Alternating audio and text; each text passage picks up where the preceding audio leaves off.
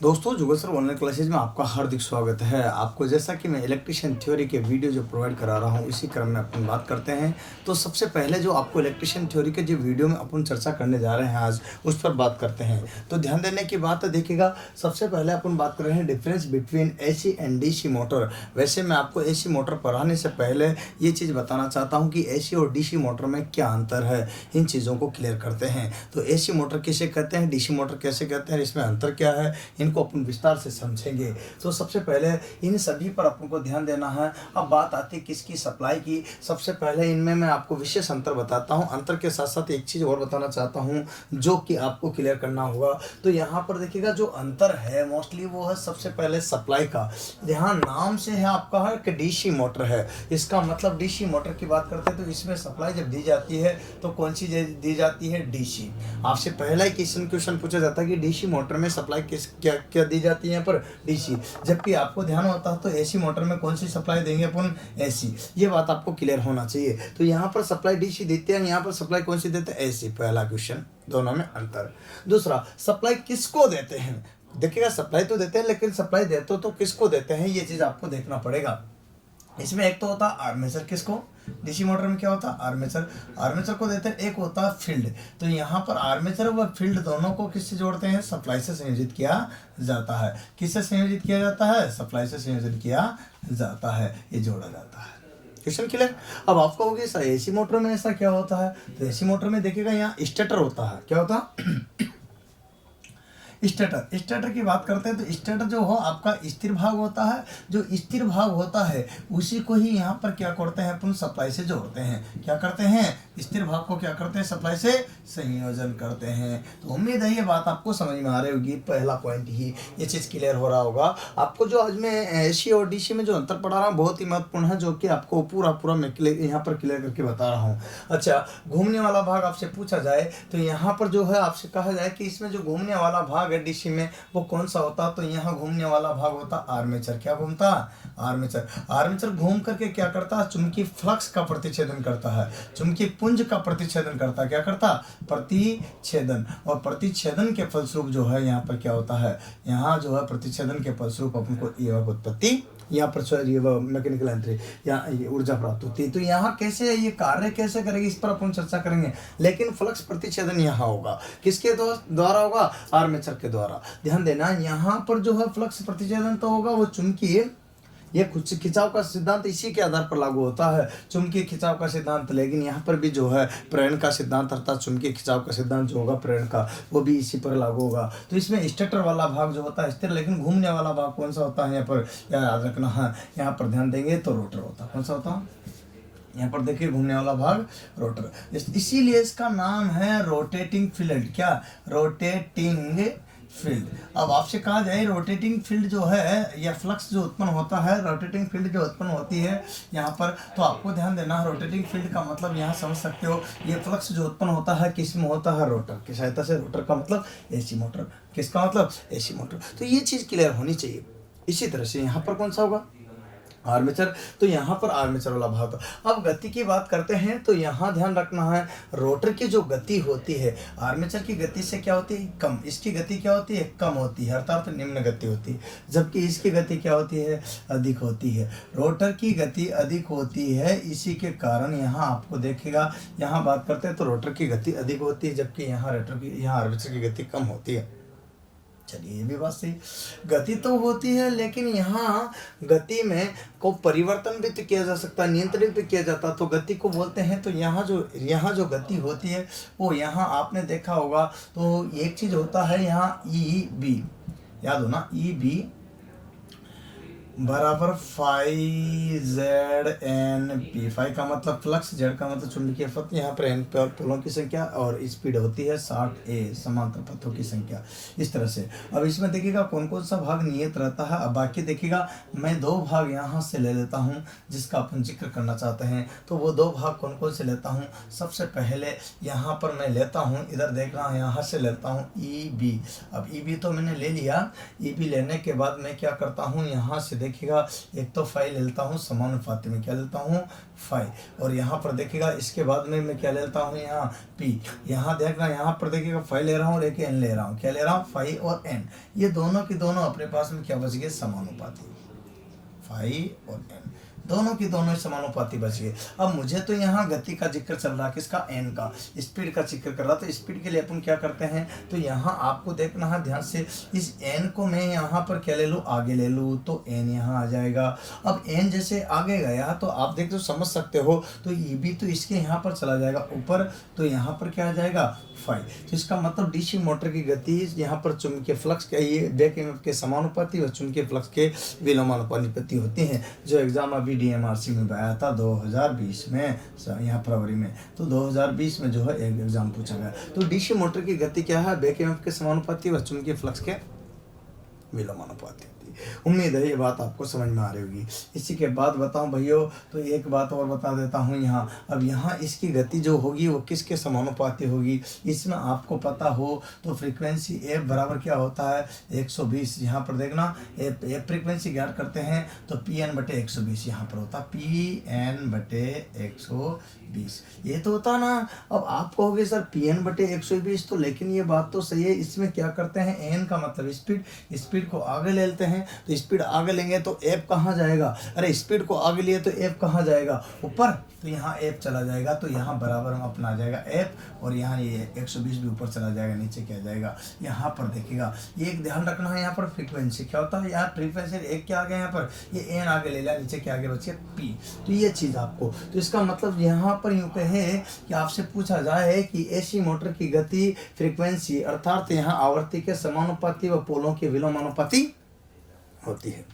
AC motor की गति आवर्ती के, तो यहाँ फ्रीक्वेंसी का तो क्या होता है समानुपाती एवं पोलों की क्या होती है विलोमानुपाती होती है, जबकि डीसी मोटर की गति बैक ईएमएफ के समानुपाती और फ्लक्स के विलोमानुपाती होती है। ये चीज आपको ध्यान रखना है। अब घूर्णन की दिशा को परिवर्तन करना, हाँ यहाँ पर घूर्णन की दिशा परिवर्तन करना जो कि आसान होता है, जबकि यहाँ पर घूर्णन की दिशा परिवर्तन करना आसान नहीं होता है, आसान नहीं होता है, ये थोड़ा डिफिकल्ट होता है, याद रखना आपको। तो यहाँ पर इस तरह से एक चीज़ के लिए करना, यहाँ कर इसकी संरचना बनावट इस टाइप की होती है, थोड़ा डिफिकल्ट होती है, यहाँ आसान होती है, इसीलिए इसको आसानी से परिवर्तन कर सकते हैं।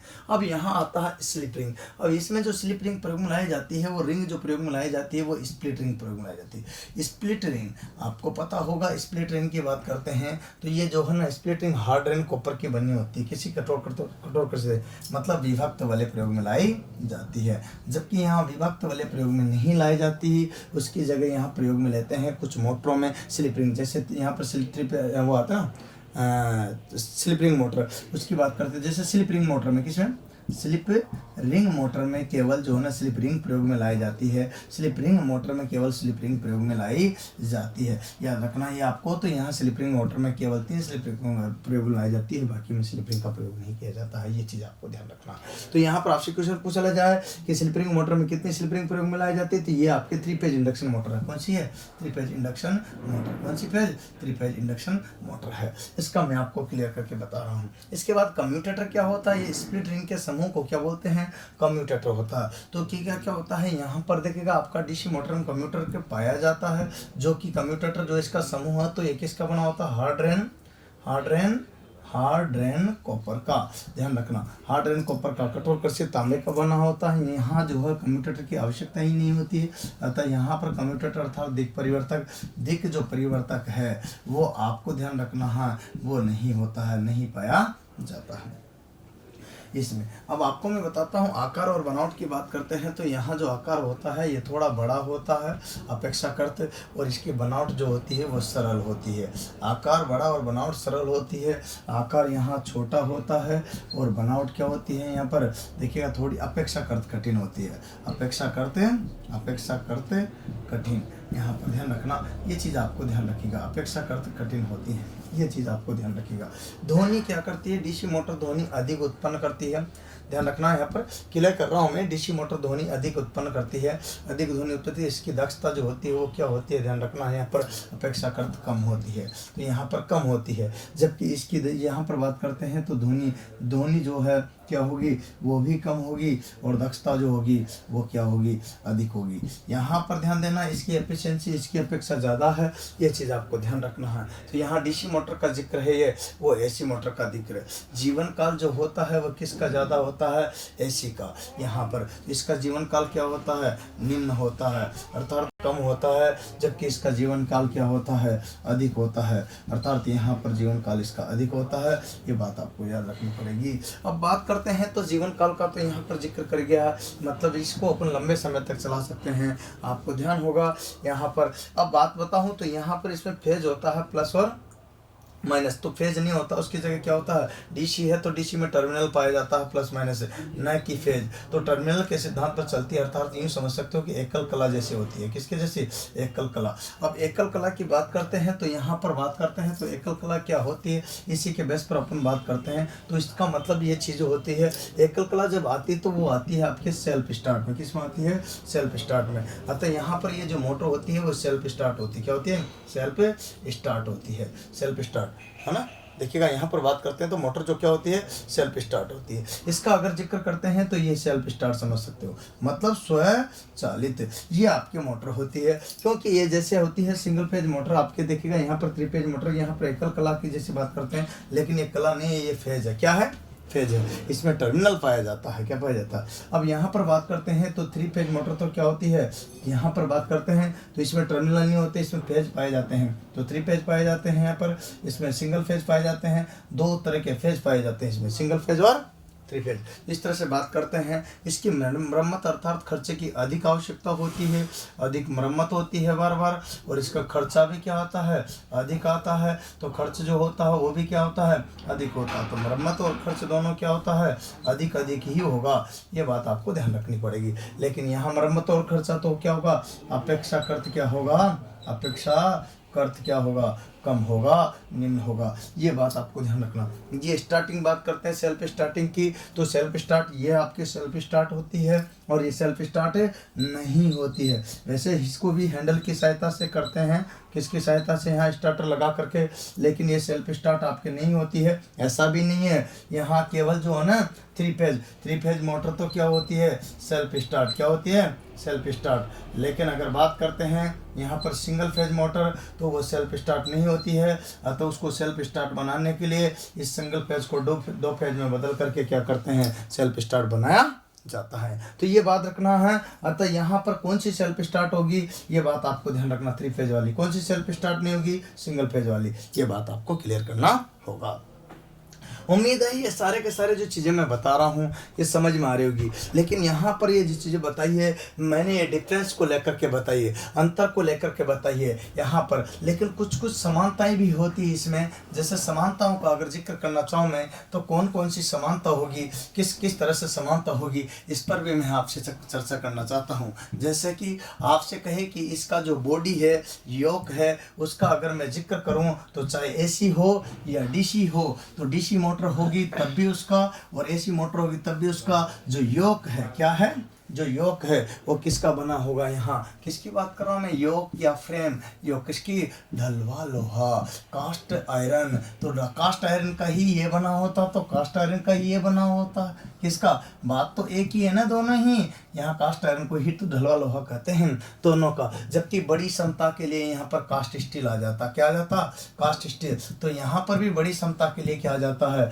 यहाँ पर ढलवा इस्पात आ जाता, क्या आ जाता, ढलवा इस्पात आ जाता। हिंदी इंग्लिश का अंतर है, इसका मतलब ये क्या है, समानता है। जब मैं यहाँ पर बराबर लगा रहा हूँ तो समानता है, ये योक है या फिर फ्रेम है, तो दोनों की दोनों ही बात बराबर ही है। लेकिन इसके बाद दोस्तों मैं डीसी मोटर में और समानता बताऊँ आपको, तो यहाँ पर क्या क्या चीज़ें होती है, इसकी बनावट भी लगभग समान होती है, बनावट भी लगभग समान होती है। अगर मैं स्ट्रक्चर की बात करूँ तो लगभग समान है, थोड़ा थोड़ा ही अंतर है, इसमें ज़्यादा कुछ खास अंतर नहीं है, याद रखना। इस तरह से अपन बात करते हैं। अब यहाँ पर कार्य जो करते हैं, ये कार्य के रूप में जो ऊर्जा दी जाती है, इसको पता है आपको, ये किसको, डीसी मोटर है तो इलेक्ट्रिकल एनर्जी को, किसको, इलेक्ट्रिकल एनर्जी को, कौन सी एनर्जी को, इलेक्ट्रिक एनर्जी को, एनर्जी को किसमें, एनर्जी को बात करते हैं।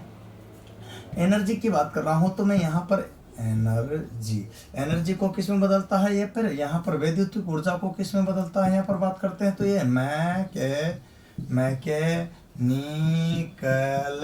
एनर्जी में।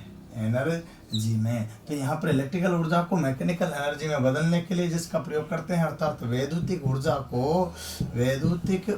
को इसके द्वारा किस में बदला जाता है, यांत्रिक ऊर्जा में बदला जाता है। अब चाहे यांत्रिक ऊर्जा के लिए मोटर आपके एसी हो या डीसी हो, शंट हो, सीरीज हो, कंपाउंड हो, या फिर आपके यहाँ पर बात करते हैं सिंगल फेज हो, 3 फेज हो, या फिर आपके कम्यूटेटर मोटर हो, स्लिप रिंग मोटर हो, या आपके क्या यहाँ पर शेडेड, जो भी मोटर हो, जितनी भी आती है ना यहाँ पर सिंगल पेज 3 पेज में, वो सारी के सारी जो है आपके यहाँ पर जो है सेम कार्य रहता है। इनका कार्य सिद्धांत लगभग क्या होगा, सेम होगा। अब बात करते हैं किसकी, प्रिंसिपल की। प्रिंसिपल का मतलब होता है सिद्धांत।